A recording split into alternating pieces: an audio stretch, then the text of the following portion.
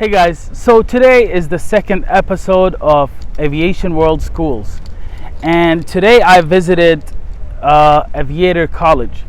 Aviator College is located at Treasure Coast International Airport in Fort Pierce, Florida. So good morning everyone, my name is Juan David Chemas. I'm part of the admission personnel here at Aviator College.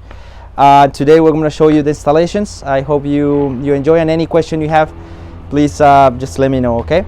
So let's start by here. This is our main building. Let's open this way. This way, so clean. There you go. So we have front desk on this side. It's a two-story building. Of course, we have some nice planes here.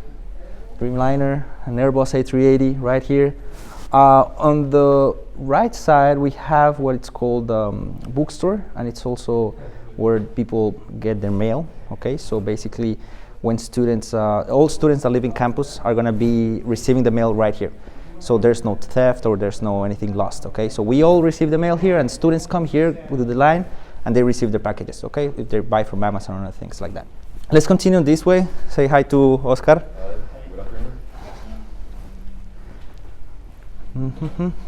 So let me take you to the pilot shop. These huge boxes right here, they're for the mail. So of course we have to bring, the mail actually don't arrive to this position. The mail comes all the way to the main road. So we bring all the packages down here, so people like him he's an instructor here. Yeah. Okay, so how to identify? We have our bars, of course. If you have no bars, you are a student pilot. If you have just one, you're going to be a private pilot. 2, instrument pilot. 3, commercial, multi-engine and single engine. And then you have golden wings, you're an instructor. Okay, so that's how we identify ourselves. So Mr. here, what's your name? Kaiser. He's in charge of receiving packages and selling stuff here in the pilot shop. Like you can see, we have posters, we have headsets, we have knee boards, all your requirements, your daily basis here in Aviator College. Shirts, all sizes for girls also, for pilots, and we have all the books required for studying aviation meteorology. We have the cable. We have here the PTS and basically standards for all the check rides and exams. So it's pretty good to have them here. Although they're free on the website of the FAA, there's some students that they like to have it physically, so we have them here. We have calculators for instrument flying, some headlamps, some lamps, bags, and well, everything that you can imagine. Of course, knee boards and everything. On this side, we have all the admissions. Of course, now with COVID, we try to maintain people working different hours. Okay, here's one of our offices where we actually talk to parents. On this side, we have Mark's office. He right now is on leave of absence. He's in charge of the American recruitment, okay, with Hannah. We have Hannah here. Hello. Hello. And then we have my office here. So I'm in charge, of course, of all the international students, Spanish speakers, more or less, since I'm from Colombia, well, I speak Spanish. And I take care of TSA, okay? I take care of some other documents that I help with about everything, okay? Right. I'm also a student here. I'm also a flight instructor, so I have like everything doing at the same time. Nice. Yeah, yeah, we have the TSA fingerprinting office in this side. So only a TSA agent can come here. I'm not an agent, but we have someone in the field that can take the fingerprints for students so they can start flying, okay? Let's go this way. Do you start the TSA process prior they come here? Yeah, we do. We require them, we send them a guide, TSA guide. Once they receive, once the student finish the orientation and everything, we send them a package. The package contains, of course, his letter of acceptance letter and his TSA letter, okay, where is the procedure to follow in order to get acceptance from TSA. Some students do it before, some students wait and do it here. We suggest them to do it before, because if you don't get accepted from TSA, well, you just lost your trip. Okay, so it's something to do maybe prior to come. Okay, yeah. Perfect. But it's pretty easy. This side we have library, okay, where students and well, in this case, instructors study a little bit. We have civil on this side, okay. well, actual library, we have all the documents required for training, okay? All the books, we have reference shelf here where you cannot take home, but everything that you see here, you can be taken home. We also have an online library. It's called Moodle. Okay, the online library contains all documents required for studying, so you actually don't need to purchase anything. If you have an iPad, it's just going to be working good. Okay, so that's how I did when I came here in 2016. I downloaded everything to my iPad, and I was studying from my iPad. And then, well, for my instructor ratings, I wanted to have the actual book so I could highlight and have everything. Well, then I bought the books in bookstore. Okay. But before that, I had everything on my iPad. Right. Yeah. Here's some students, some computers to, of course, study and print some stuff. Okay, so we have availability for all students to print whenever they need to. Okay, so this is what a normal classroom looks like. We are a Part 141 school. Therefore, we offer ground school for all our courses. So instrument, commercial, private. Usually it's going to be one student per table. Now with COVID, we're trying to keep them all apart. And we have a classroom for each type of class that we're giving, okay? Yep. Let's go this way. So yeah, this classroom usually is for, right now in COVID, we're usually at a lot because it's bigger, therefore we can put more students. But before it was used for graduations, it was used for instructor meetings, student meetings, things like that, because it's one of the biggest classrooms we have, okay?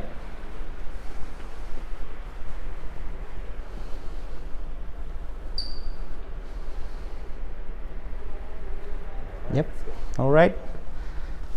Okay, here more offices, more classrooms, right and left. We have something really good that helped me when I came here back in 2016 was English. Of course, in Colombia, we don't speak English that much. So I did high school in English, but when I came here, I had a little bit of trouble with my English. I still do a little bit. So I took here English class with Dr. Michelle, okay? She helped us to all international students to achieve the level of English that we require. So it's maybe not a must, but some students decide not to take it, but I suggest to take it all the time, okay? Because a better English is gonna be better for your training at the end, okay? Yeah, right. For communication. And now that, I mean, we have different nationalities here, so English is the only way to communicate within instructors, within students. So it's really good to have it. And it's not only English, it's gonna be aviation English. So it's gonna help you with communication with tower, communication with planes, communication with ground. So all that stuff that we need, we have that here, okay? Perfect. So it's a really good class. It's this one, let me see. Mostly have computers in this one.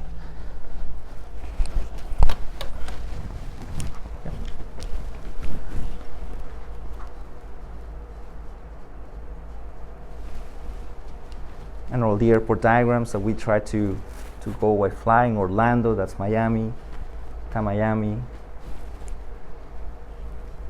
Procedures, all this stuff. Yeah. Turn the lights off. Okay. Now, important here, it's our CAT testing office. The CAT testing office, it's where students take their written exams, okay? So it's important because for all your licenses, you're required to pass 3 exams: your written exam, your flight exam, and a ground portion of the exam. So the written exam is going to be taken here. It's $160 per exam. That's an FAA fee, so you pay to the FAA. And the good thing is that we have it here in our school. So yeah, students, they don't have to go to another school and just show up and no. It's just here. You can, as a student, you can pay with the funds that you already have in your school account. So you don't need to take cash somewhere and bring cash here. No, everything's already manual, automatically. So it's pretty good. We have a set of 5 computers inside, all from the FAA, and we have an FAA girl here that monitors all the exams. So okay. It's available 24/7. Okay. Okay. We have the conference room on this side. On this side, we have our president and vice president's offices, Mr. Mike Cohen and Ari Cohen. This is the CRJ. Okay, it's the jet transition training that we offer. It's going to be composed of 40 hours total of flights. The instructor was a student here. Now it's a first officer for SkyWest. Okay, So of course it's just going to be instructor, student 1 and student 2 for 40 hours. 20 hours on the right seat, 20 hours on the left seat. Fully functional with a 180-degree screen in the back. And this is for the CRJ? This is for the CRJ jet transition course, yeah. On this side we have the ground school for the jet transition. Okay, so it's the same. Here is where, of course, prior to go to the simulator, you want to come here and have some ground with the instructor. The class is going to be for more students, okay, but you're going to just go with another student to the simulator. Yeah, partner. Yeah, one partner, yeah. And it's good because you're going to be starting to learn about all the crew management and all this stuff that you actually don't need that much in a single engine aircraft or in a small aircraft like the ones we have outside. We're more focused into aeronautical decision making and all that stuff. Okay, on this side, another good stuff that we have here, it's Mr. Dr. Peter Kittler. He's the FAA doctor that we have in-house. So you have in-house aviation medical examiner? Yes, sir. So in case you need to renew your medical certificate like I did, you just come here, pay him his fee, and that's it. You get your new exam. He has his full equipment inside, and he's up for, I think he works like 3 or 4 days a week. So in case you have any also issue that you may have, like, hey, I'm feeling bad, what do you think? He's also good for all those type of questions, you know. Really nice guy. But here is actually my favorite classroom, because the AC is good here. There's no one. There's a big board, so any student can come here and study whenever they want. Okay, so if you need a board to study, you can use it. Okay, but commonly this is an EASA room. Okay, these 2 rooms that I'm about to show you, they're for EASA students. Okay, for the other side of the EASA training that we have. Okay, so this is called the EASA classroom number 2. Okay, and this is the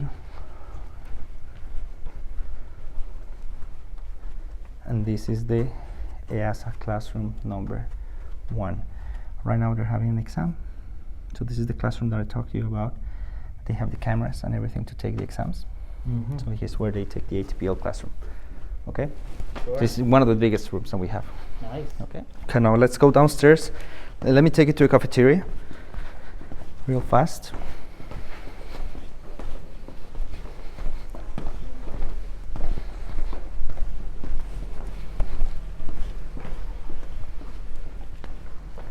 You can see on this side we have some housing.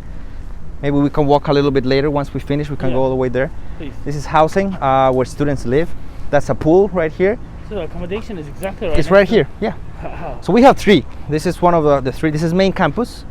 So students here, well, they live in the airport. So it's pretty simple to just come here and walk and just get into the plane. Then if you the thing about here is that it's going to be houses of 4 rooms, each room with 2 students, so it's pretty flat. Okay. If you wanted some more privacy, okay, you can get one of the other dorms that we have. One in Portofino landings in Fort Pierce and one in Vero Beach housing, which are private rooms. Okay, you just share the house with 2 more students. So it's it's different. Okay, and we offer transport between the housing. Okay, so you don't need to care about if you have a car or not. Wow, okay, so that's pretty good. Is there, do you know a price, or is there a fixed price for the transportation? So the transportation is free. Free transportation? Free transportation. Free transportation between our campuses towards here. Okay, from our students. Okay, I actually live pretty close from one of the housing. Okay, I live with my girlfriend, but whenever I don't have the car or something, I just walk to one of the housing, and the guy that take the shuttle just takes me home because he knows I'm from here, you know.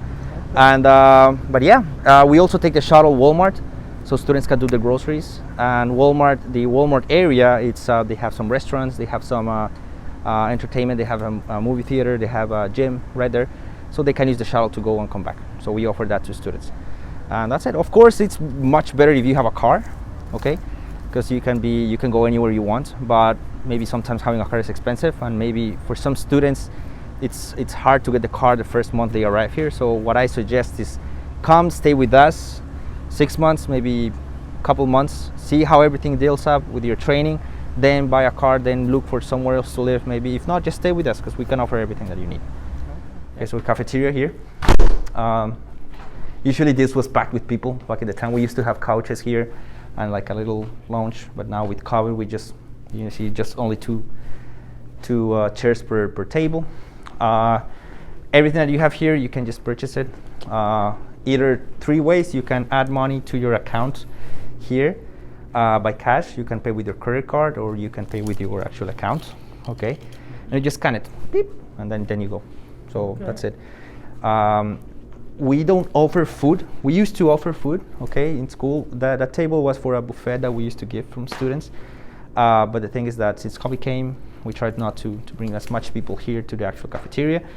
And well, we'll see how it's gonna be in a couple of months. You know, the thing is that we also, here in the airport, there's right by the FBO, there's a restaurant called Tiki. It's where we all go actually to have lunch. It's really good food, fast food, American food. But it's a good restaurant. They offer some discounts for us since they were pretty close. Okay, so students used to just walk. Something good about Aviator is that since we have an F1 visa, we're able to give some time to students to apply for a job, okay, a part-time job. Of course, we take care of that the students have good grades first, and they're taking care of their flight training, and only the best students get to get some times as working, okay, prior to their actual work time as an instructor. Okay, so we have, like in front desk, remember Oscar? He's a student actually.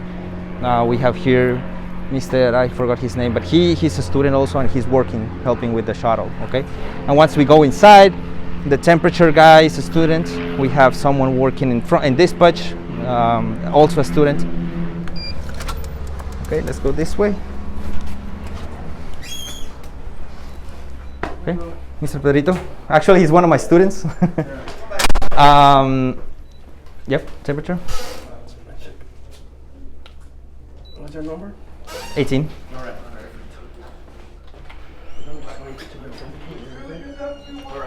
So we're in dispatch. Okay, this is Academy Operations. Okay, flight operations. On this side, we have the instructor room, where we have some computers where we do all the paperwork. Aviation is fueled on paperwork, so if we don't have paperwork, well, aviation is going to fall. We have all the paperwork from students and all the records in this office. So in case the FAA comes and they need to check something, well, they're free to come, okay? We are really strict on this.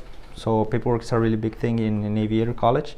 For every lesson, for each lesson, we print a paper with the requirements, things that a student did good, things that needs to work a little bit more. We have a system for that, okay? And it's really good to keep track also of the hours the student has, okay? And of course, the things that are doing good or the things that are doing bad. We have here debrief areas for pre-flight and post-flight, okay? Where they do, we have some boards in case they need to explain something, where state checks take place, like this way. It's a pretty big operation. Safety, okay? Safety is a big thing here, and for all flight schools, we need a safety guy, call it that way. His name is Udaya. He's from India. He helped us with all the safety regulations for our airport. We're the only flight school in the area, although sometimes there's safety hazards, so we try to mitigate them as much. Okay, we're in dispatch. This is front desk. Will our operations start? So we have here the dispatcher. His job is to check documents of students. So he's a student. He's approaching the dispatcher. He's showing him his documents for flying. Okay, prove that he's legal to fly. And then the instructor, in this case, this side, he's going to take the can, that gray can over there, and going to take the keys from the plane and go back to fly. So it's like that easy, okay?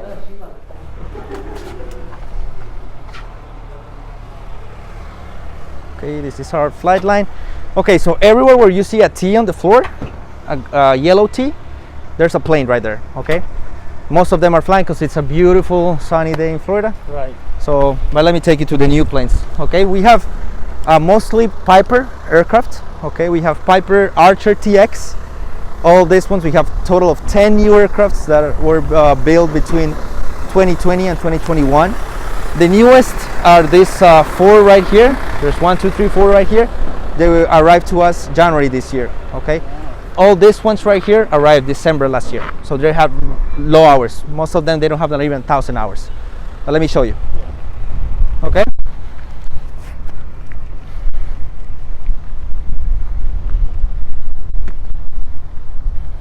Okay, so this plane is 180 horsepower, single engine aircraft. They're the last thing in the last thing, actually. Even the lights look, they're LED. So this is the G1000 glass cockpit. Okay, so Garmin, we have in this case we don't have autopilot in this plane, but we do have in other ones, because these ones we mainly use for instrument and commercial training. For the actual time building for students, we have autopilot in case they need. The good thing about this, we have air conditioning. So here in Florida, perfect. We got it right here. There's a compartment that opens by the tail, and we have really good air coming in. And but you can see it's pretty new aircraft. We have charging ports and everything in case you could charge your phone. Yeah, pretty good back seat. And this plane was what, 2021? Yeah, this plane. Yep, 2021. Okay. All right. Yeah. Backup instruments, we have Garmin, a small Garmin here, but it's pretty. G5? The G5, yeah. And it's pretty the last thing in what you can get for an Archer. Okay. Right. And that's it. Yeah. All right. Pretty nice stuff. So we have total of this one's 10 of these ones. Same thing. Same configuration. Same configuration. Yep. Then we have the other ones, like that red one, 808 Alpha Charlie.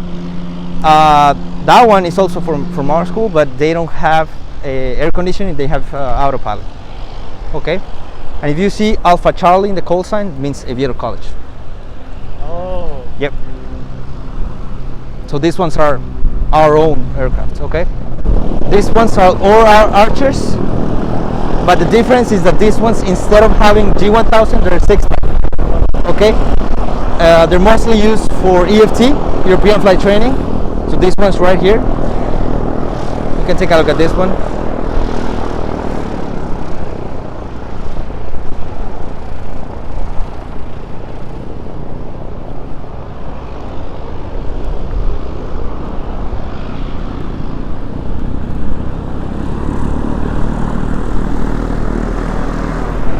So yeah, it's a little bit different. You see?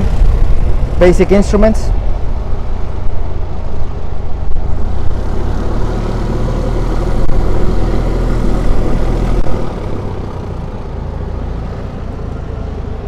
Okay. But it's the same thing. It's the same aircraft, just a different instrumentation. Okay. Now let's take a look. So this one is the same as this too. Now let's take a look at the multi-engines that we have. So we have two types. Okay. Well, two different type of aircraft. Okay, we have the Seminole PA44 180, sorry, multi-engine aircraft. Pretty good aircraft. And we have the old mighty Dutches. I want to show you the difference, in a little bit. Honestly, this is a must. This is what I can say about this plane. This is contemporary aircraft, call it that way. It's not faster, but it's kind of like more comfortable to fly. Also, it has a glass cockpit. Okay, let me show you. I love flying these ones.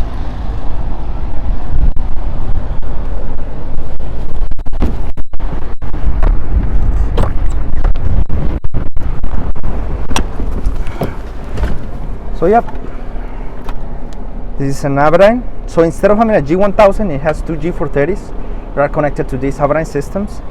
This plane has autopilot located right here. We have the ADS-B, we have the autopilot on this side, and we have also air conditioning for this aircraft. So it's basically everything that you can ask. So in case that you want to fly this one, we're perfect. This is what we mainly use for multi-engine. But we have our Dutches, that is the other multi-engine aircraft that we have. We have a total of 1, 2, 3, 4, 5, 6, around 10 multi-engine for the same configuration. About 10 multi-engine? 10 of these ones. Okay, but right now we have operational, what's that, 6? 1, 2, 3, 4, 5. Yep. Then we have the Dutches. So the Dutches is, for me, it's my favorite plane. It's old, but it flies really fast. The performance is amazing. Thing is that with Dutches, Beechcraft stopped building this aircraft, so whatever parts we have is the remaining, so they get a little bit old. The pricing is cheaper also, but still you can fly them. We kind of changed a little bit the configuration because this plane was 6-pack, and we bought a Garmin. We increased a little bit the things. We changed the seats and everything, so we have the same configuration for this couple four in case we want to fly them. And then on this side we have the regular, call it regular, okay, Warrior, Piper Warrior, 6-pack, so pretty simple, kind of the same as the Archers I showed you, but just a little bit simpler. Instead of having 180 horsepower, this one they have 160 horsepower. We have a total of all these right here, and we have total of 5 Cessnas in the back. We used to have a lot more Cessnas, but now we're changing our fleet to complete Piper. Okay. They're better maintained, Piper. Yeah. And we have the factory right here in Bear Beach. So that's why, because I did my training in Cessna. Actually, there's a Cessna firing up right now on the edge. Correct. So we have here a hangar. We're open 24/7. We're open seven days a week. Sunrise to sunset. Here's where we fix the things, you know. What I like here is our maintenance, honestly. Machines are machines. They break all the time. So the procedure is always getting a plane, go all the way to the far end of the ramp, test the aircraft. Okay, you put full power, you take power out. It's called run up. And once you finish run up, if everything's good, you go flying. If not, you just bring it here, you park it, you tell the guys, and you change plane. They fix it. And that's how we operate. So okay? You can change plane if something happens? Yes, sir. Yes, sir. Because like you can see, we have a ton of planes to use. All your aircraft? All these ones. All of this. All the things that I can show you, they're all ours. Yeah.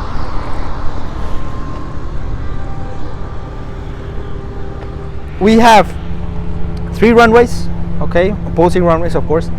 1 training runway just for landings. Okay, that we mainly use. We have ILS approaches. We have AirNav approaches. We have VR approach with our airport verbiage. We have basically all your instrument training can be done here, so you don't have to do cross country to get that localizer or that ILS approach that you require for your instrument training. You can do it here. So that's pretty good. That's something that I knew when I was already here, because there's some people down in Miami that they have to do a localizer and ILS approaches all the way in West Palm Beach or do cross country to get that done. Here we have it just a couple 10 miles out from here. Okay, so let's continue this way. This is the waiting area. So of course 10 minutes before the flight you have to always do your weight and balance and all the configurations for the flight. This is where we check the weather, and we have all the calculations. Kind of rusty now. Students, they just do it in their own, but we still have it here displayed in case you forget your iPad or something. Sure. We just have all the numbers and calculations here. Some weather and some computers where you can check the weather. Okay. Here we have offices for the state checks. Okay. State checks, since we are a 141 school, we offer students the chance to be tested before the actual check ride. The actual flight. So we have stage 1, stage 2, and end, of course. If the students successfully pass all these exams, we kind of, not guarantee, but kind of like we approach the student almost what it's going to be the check ride. So they're going to be more prepared. Okay, that's what granted us under the FAA something called self-evaluation, meaning that we can give ourselves, our check airmen, licenses to students for the commercial train, because we have a high ride pass. Okay, we offer the radio telephony exam, we offer the ATPLs, we offer everything, and of course all the crew here are from Europe. They have the experience. Our chief pilot, he was flying for, let me see, I don't remember, but he was flying in Europe for quite a long time. This way. It's gonna be a little bit dark. We keep it this way. We have the simulators for the multi-engine aircrafts here. This is the simulator for a single engine aircraft that we have. We barely use it. It's part of the TCO, but we don't use it that much. But on this side, we have the simulators for the Seminole. Okay, so 180-degree screen, glass cockpit. You can see it's the same plane that we have outside. We have two of these ones, the same, one here and one here. And we have this one that is for free. It's the cockpit of B-76, one of the Dutches. So you can just come here and sit down and practice the flows. We have this, what's called dark lights. Yeah, pretty good simulator time. In total, how many simulators? We have 1, 2. We're gonna bring another one of these ones right here. So we're gonna have 4, 5 with this one, 6 upstairs, and that's it. Okay. 6 simulators. So for training, right now we're in the transition. Like I told you, we used to have a lot of Cessnas. For private, we used to train student pilots on Cessnas, 6-pack, Romeo models, but since we have a Piper factory right here in the corner, well, we decided to change everything, and we're just using the Piper Warrior that we have, single engine, 160 horsepower to use for PPO. So we have 6-packs and we have Aviations. Aviations means 2 G430s and 2 Aviation screens. So we have that in order if the student wants only to fly 6-pack, well, we can leave him on 6-pack. If the student wants to have more availability of airplanes, well, we can put them on the Aviations also, but it's only going to be on the Warriors, Piper Warriors, okay? We tend to, I'm an instructor, I like to teach my students in 6-pack first, okay? Have their experience first with 6-pack and then move to the glass cockpit. Because right now it's good to know both, especially now with the industry being everything in glass cockpit. If you start training with the glass cockpit early, you're gonna have that information better for future, you know. So well, we have both. Okay, that's for private. For instrument training, we have the new Archers, like the ones I show you, G1000. Okay, so it's gonna be fully on G1000. We're gonna be throwing some, maybe couple flights on 6-pack. Okay, just to do instrument procedures in 6-pack, because the FAA still requires you to be able to fly any type of aircraft under instrument conditions, regardless if it's G1000, Aviation, if it's 6-pack. Okay, so it's part of it. You can get tested on any plane. Okay, but mainly we keep the G1000s for instrument training. Then we go to commercial. Commercial is divided into 3 things. We have commercial stage 1, stage 2, and stage 3. Stage 1 is mainly used, well, actually any of our planes, even the Cessnas, is for commercial maneuvers on a single engine aircraft. Okay, so we use the Cessnas, we use the Warriors, we use the Archers, G1000, the Archer TX, and but they're all the single engines. Okay, just 10 hours there. Then they're gonna have to do 55 hours of time building, students, so they can take whatever planes they want. We have some Archers that have autopilot, so they can take those ones if they want. They can take the Cessnas if they think that they want to take the Cessnas. They have all the planes available for themselves. So we try to keep them busy at night, so they're gonna be doing their time building at night. You can go out of the country, yes, Canada, Mexico, I don't know, but you definitely can. Okay, if you have the correct documentation, you can do it. Usually students tend to stay in Florida, okay, because weather in Florida is perfect. But there's some students that they want to go far, and they can go all the way to the last student that I knew went to New York, so they can do that. A couple of my students, when I was a student, I was actually planning to go to California, but the weather got really bad there, so we decided just to stay in Florida. But that's something you can do. So there's some students that fly out of state. Of course, there's going to be some precautions. We're going to take a look at the flight plans. We're going to take a look where they're going to be staying, where the plane is going to be standing, and but it has been done. Okay, so that's a stage 1, 2 for commercial. Then we have commercial 3, where we do all the multi training. Okay, for now our number 1 aircraft is the Seminole. Okay, since we have the simulators for the Seminole and the ones that I show you out. Yeah, but in case you want to also fly the Dutches, it's a little bit cheaper. You can also do that. The instructors will know all the aircrafts. By the time you become instructor, you have to do some checkouts in all the aircrafts that we have, in case your student wants to choose this one or this one or this one. So it's about that, you know. Then for your instructor ratings, you have to do CFI, CFII, and MEI. So certified flight instructor, certified flight instructor instrument, and multi-engine instructor. And you can choose whatever you want that are from our fleet to do your training. If you want to do your CFII in Cessna, you can do that. If you want to do it on an Archer, you can do that. It's whatever you feel more comfortable, okay? And of course, the same thing for the MEI. Right now, the numbers, I think we're up to the 60 planes that we have in the fleet.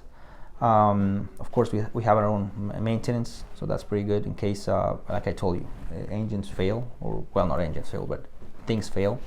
So, and we try to, we instructors here are really, really into looking for little things to squawk a plane, that's how we call it, so they can take care of it and we just take another one. You know, you can never be too safe. And especially what happened here in Florida a couple weeks ago down in South Florida. Well, we try to keep our planes in the best condition. Yeah, and of course, once they get too old or something like that, we just leave them on the side and we just purchase new, like the ones you saw, they were brand new. So we have the commercial pilot training program. That is the basic program, call it that way, where we have private pilot on a single engine, instrument training on a single engine, and then multi-engine aircraft. Okay, so you're gonna be doing around minimum 200 hours of pilotage here in Aviator College under 141 school. You have the option to add your instructor ratings, but still you're gonna be under the M1 visa. So it's just gonna be doing your instructor ratings for not staying here in the United States because of your visa, of course. So it's the basic program. Of course, there's some students, especially some students from South America, that they like that program because you just require 200 hours. I think, no mistake, from in Saudi they require just 250 hours. Right. So maybe that's a good option, you know, for those students that they just want to come here and train at the premium, let's call it that way. They can do that and they just leave. They can do that if they're not worried to get more experience or anything like that here in the United States. That's a good program. Okay. If that's not what you're looking for, if you're looking for a place maybe to stay, okay, and build your hours, because in aviation everything's around hours, especially here in the United States where you require 1,500 hours to go on an airline. Well, you have to fill that gap from finishing with 250 hours all the way to 1,500. So that's where we do instructor ratings, right? The second program, the associate's degree, offers you that, offers you the chance to come do your commercial pilot training, okay, add the instructor ratings, the 3 instructor ratings, get your wings, and of course study some general education classes. You have to do basic classes like physics, chemistry, biology, algebra, some 6 general education classes, 2 electives of aviation, meteorology, aerodynamics, you have aviation safety, pilot requirements, things like that, and the CRJ training that I show you upstairs with the big simulator. Once you completed all this stuff, in order for you to graduate, you have to do some hours under the internships that we offer here. So you can stay here and do more, okay? You're now talking about not only doing 250 hours, but maybe a little bit more, okay? Maybe doing 600 hours. And the good thing is that the hours that you do as an instructor, we pay you, okay? They pay us. They pay me $20 the hour that I do with my students. So if I do the maximum 8 hours per FAA regulation, well, I'm doing, let's say, a good day of money, call it that way, okay? Something that can go back into funds that I used to pay my career or just living here, you know? And the best thing is that I'm building my hours, building experience. You know, in Colombia, the airlines, they require 1 year of experience. Where are you gonna get in 1 year of experience if you're not doing crab dusting, if you're not doing area photography, if you're not doing something like that? Well, instructor ratings for me is a lifesaver, you know. And of course, since you finish your associates, now you require the airlines, you only require 250 hours to 1,250 hours to join an airline to get that ATPL, okay, ATP license instead of the 1,500. So that's something good, you know, that's something good to do. Reduces the requirements. So the requirements go down, so it's a little bit better. You're gonna be doing your associate's degree under the F1 visa, so you're gonna be able to apply for some permits that the government can give you. and of course we're going to guide you here in Aviator College how to obtain them, so you can maximize that you're staying here in the United States. Okay. Now, if you want to do much more, okay, if you want to take 2 more years from your associates, you can take the bachelor's. Okay. The bachelor's is the 2-year continuation of your associates. There's 3 main focuses of the bachelor's. We have the instructor program or instructor pathway, where you take more instruction, and you basically you want to dedicate your bachelor's toward instruction. So you want to become a really good flying instructor, call it that way. We have the ATPL or the EASA pathway, in case you want to do upon your FAA, you want to do also your EASA licenses and your EASA ATPLs. We can offer you that pathway, or the professional way. The professional way is you want to go to the airline right away here in the United States. So it's depending what you want, depending of where you're from. Also, you choose what you actually require, and we're all here to guide you to what is better for you. Okay, so it depends on the country, of course. Like me in Colombia, we don't really require the professional pilot one. We just require maybe be an instructor. Maybe if you're from Europe or from Asia, well, maybe the EASA, it's going to be better for you. So it's all about the things that we can offer here that maybe can suit you better. Okay, so Aviator College is located in the Fort Pierce International Airport. We are 2 hours north from Miami, like 2 hours and something, 2 hours and a half, and like 1 hour 40 minutes from Orlando to the south, call it southeast. We're located over the shore, so it's windy sometimes. The good thing about Aviator College is that yes, it's an international airport, but it's not as busy as some international airports. Okay, so it's a Class Delta. Starting from there, Class Delta is not the smallest type of airspace that we have here in the United States, but it's the smallest regarding controlling tower. Okay, call it that way. So there's a control tower here that works at day. There's no control tower at night. So we have some separation between aircrafts at day, and at night we have Palm Beach, that is the controller for the actual big side of Florida, that control us at night. So that's a good thing. We have 3 runways. We have 10 right, the opposing. We have 14 and the opposing, and the 10 left and the opposing. 10 left being a small runway just used for landings. Okay, so that's where we train in Aviator College. We're the only flight school in the area, well, in the airport. So it's just us and some maybe traffic that comes. Why it's international, what I've heard is that people from the Bahamas, they didn't want to come and land in Miami because it's expensive. They come here and land in Fort Pierce because there's no fees for landing, you know. Meanwhile, you land in Opaloca or you land somewhere else, they can charge you up to $200, $300 per landing. So here's free, okay, and we're not that far. So, and they use it as an airport of entry, let's call it that way. So people coming from Bahamas, coming from Europe, they land here, no charges nor anything.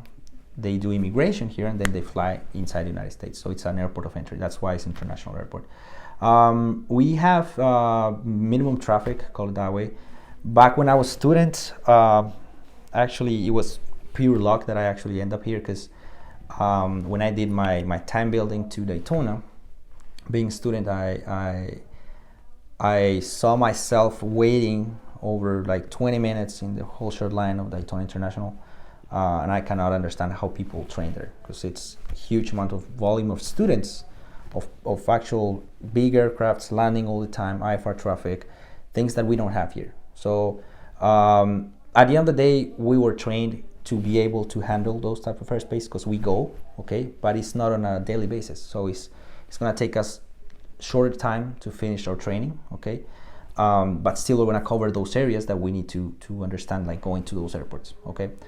So it was like the best of both worlds, because honestly, if you stay in a place where there's going to be a lot of traffic, you're going to burn money in the ground, just waiting to be taxied or waiting to take off or waiting to do things like that. So that's like the difference between a small class Delta like us and a big class Charlie or a class Bravo like is Miami or Daytona. Like I said, we have full instrument approaches here. That's something really good. So now I understand how hard it is for other schools to just fly somewhere else to do that training, okay? Because there's in our TCO, in our lessons, we need to teach students how to track and intercept an ILS and a localizer. Well, there's a lot of airports in the United States that have that, but not all of them. So you have to really do some time building, go far, and do that, and that's under expense of course, the student. So thank God that we have the ILS here. They're fixing it, so that should be up in a month maybe, and we can start doing all our approaches here. We have the ILS, we have AirNav approaches for our runways, we have VOR approaches for our runways, we have a DME ARC sharing the airspace with Vero Beach Regional Airport up north. We have an out-of-service NDV approach, but we can still dial that up. So basically all the instrument training can be done here. Something that it was good for me, because when I did the tour here back in 2015, I didn't know anything about this. And now that I'm here, I was like, thank you, I did it here. And now that I'm not need to go like, oh, I need to go West Palm Beach, I need to go Foxtrot 45, that they have localizers. So that really took my time into just focusing here in Fort Pierce to do my training. I don't need to go somewhere else. And basically that's it. We have training areas, of course. We have a couple of call it like an airspace southwest from our location where we train. We have some altitude restrictions and everything that we need to follow as a flight school to maintain separation, to be safe. So we never had a military collision or anything like that. We never had anything like that. So it's a pretty safe environment, call it that way.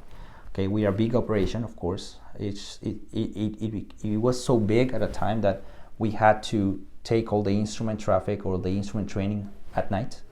So now we changed to be a 24-hour operation school. So of course, in day we're just having private pilots and commercial training, and state checks and check rides, and at night all the instrument training. So we basically divided everything so we could be fully all the time. Yeah, and that gave us a little bit of separation, because it was kind of annoying sometimes. You practicing some landings and then five guys approaching on the approaches for the ILS or for the AirNav that we have. So we just build that at night. So now we don't have that. We just full focus on landings a day, full focus on approaches at night. That's good. So like I told you before, we have three main housing. We have the main campus here. It's a house of 4 rooms. Okay, each room you're gonna be sharing with another guy or a girl if you're a girl, and you share a bathroom with that person. And of course your room is pretty big. It's like 2 times maybe this space, maybe 2.5 times this space. And I lived there for a year. Okay, I live with Sam, my friend from Pakistan. It's pretty nice space, honestly. And then you're gonna share the house with 3 more rooms. Okay, so it's a total of 4 rooms, total of maximum 8 students per house. Okay, we try to minimize the amount of students per house.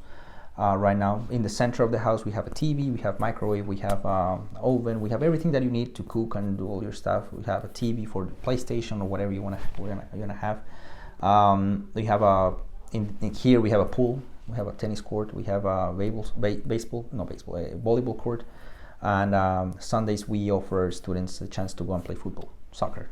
Yeah, and yeah, it's pretty good. There's a nearby gym here, so there's some students that actually do a carpool and they just go to the gym and come back. It's pretty close, and they offer a discount for us also. That's here. Okay, it's the bad thing about here, let's say, call it that, like a bad thing, that you're gonna be with a lot of people living in the same place. Okay, so if you're not that type of person, that you don't really like to be living with someone in the same room, well, we can offer you the Portofino or Vero Beach campus. Okay, so there are 2 different places. One is going to be apartments, and the other one is going to be housing, like the same as this one's, but further from here.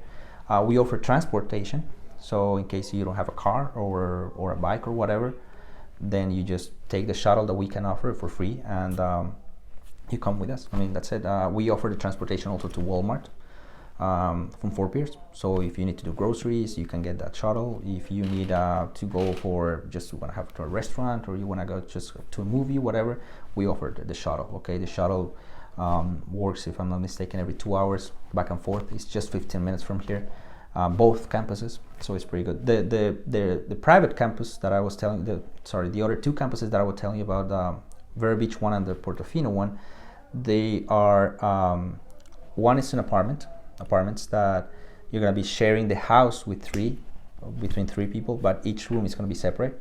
So you're gonna be having, if you have luck to be the first one there, you get the private, I mean the big room with your own bathroom, and then the other two guys are gonna be sharing a bathroom. But still, it's really good. Or you can be having Vero Beach, that is the same accommodation, but it's gonna be in a house. Okay, so whatever you want, depending. We have Vero Beach and Fort Pierce, they're really close together. They're the two towns, and we're stuck in the middle. So, I mean, pretty much I lived here when I came here in 2016 without a car for a year and a half. I really didn't need anything. I just paid my food. I had Tiki, the restaurant I was telling you about, in the FBO. If I didn't want to cook something home, I was just walking towards the restaurant. They gave me some discount for being Aviator College, just showing my badge. So that was good. You know, that's accommodation. We offer Wi-Fi, water, everything. The only thing that you have to bring is your own food, cook maybe for yourself, and that's it. Personal stuff. Yeah. So this concludes our visit to Aviator College in Fort Pierce, Florida. I hope you liked that video. I'm going to share the contact information for the admissions team somewhere in the description for you guys to reach out to them. And if you do reach out to the school or decided to sign up with them, please make sure to mention Aviation World or Captain EAD and that you saw it through our platform so that they would appreciate our efforts. As usual, I cannot thank you enough for watching the videos. If you have any school in mind that you want me to visit, please write the name of that school in the comments and I'll try my best to visit that school as soon as possible. Please support me by liking, sharing, and subscribing to my YouTube channel and social media accounts. And as usual, wish you the best.